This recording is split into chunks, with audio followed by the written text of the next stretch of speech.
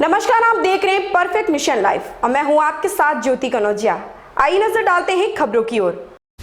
नई दिल्ली में उच्चतम न्यायालय ने शुक्रवार को कहा कि देश भर में कोविड-19 मामलों में वृद्धि के मद्देनजर 12वीं की कक्षा रद्द करने के निर्देश देने के अनुरोध वाली याचिका पर वह 31 मई को सुनवाई करेगा। यह मामला सुनवाई के लिए न्यायमूर्ति AM खानविलकर और न्यायमूर्ति दिनेश महेश्वरी की पीठ के समक्ष आया था। सुनवाई की शुरुआत में पीठ ने याचिकाकर्ता ममता शर्मा से पूछा कि क्या उन्होंने केंद्रीय माध्यमिक शिक्षा बोर्ड CBSE का प्रतिनिधित्व कर रहे वकील को याचिका की प्रति दी है या नहीं। याचिकाकर्ता ने जब कहा कि वह मामले के पक्षों को प्रति सौंपेंगी तो पीठ ने कहा, आप या करें, हम इस पर सोमवार 31 मई को सुनवाई करेंगे।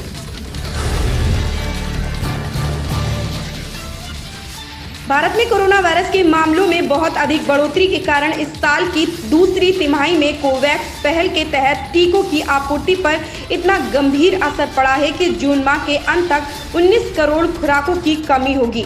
WHO, यूनिसेफ, गावी और CEPI ने एक बयान में इस बारे में बताया। नई दिल्ली में डोमिनिका की एक अदालत ने भगोड़े हीरा कारोबारी मेहुल चोकसी को अगले आदेश तक कैरिबियाई द्वीपीय देश से कहीं और भेजने पर रोक लगा दी है। स्थानीय मीडिया में आई खबरों में अब बताया गया है कि चोकसी को डोमिनिका में अवैध रूप से प्रवेश करने पर हिरासत में लिया गया था। अदालत ने चोकसी के वकीलों की ओर से दायर याचिका पर यह आदेश दिया है।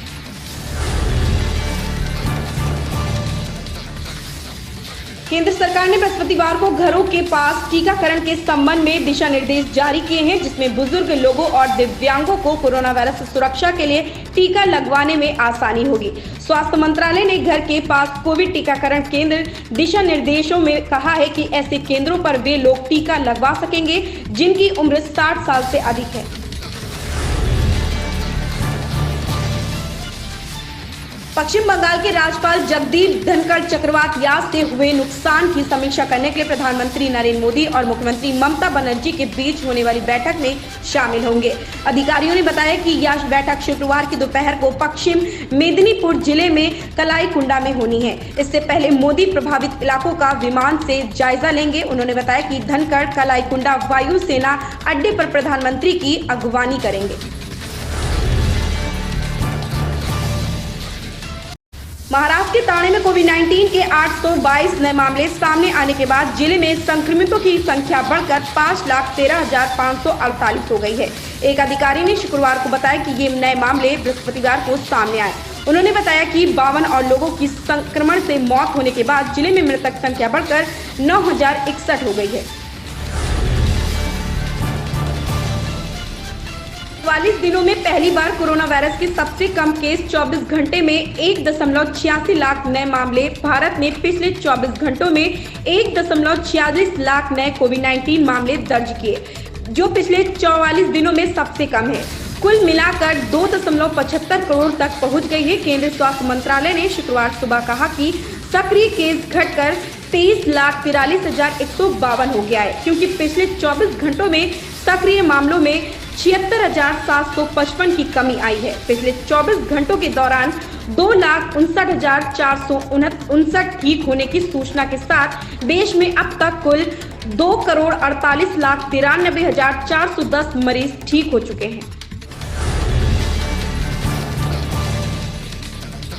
देश में कोरोना वायरस का कहर अभी भी जारी है। कोरोना वायरस के दैनिक मामले भले ही लगातार कम हो रहे हों, लेकिन रोजाना होने वाली मौतों का आंकड़ा 3,000 से कम नहीं आ रहा। बीते दिन कोरोना वायरस के दैनिक मामले में 2 लाख से भी कम आए, लेकिन 3,000 के करीब लोगों ने इस खतरनाक वायरस के आगे अपना दम तोड़ दिया।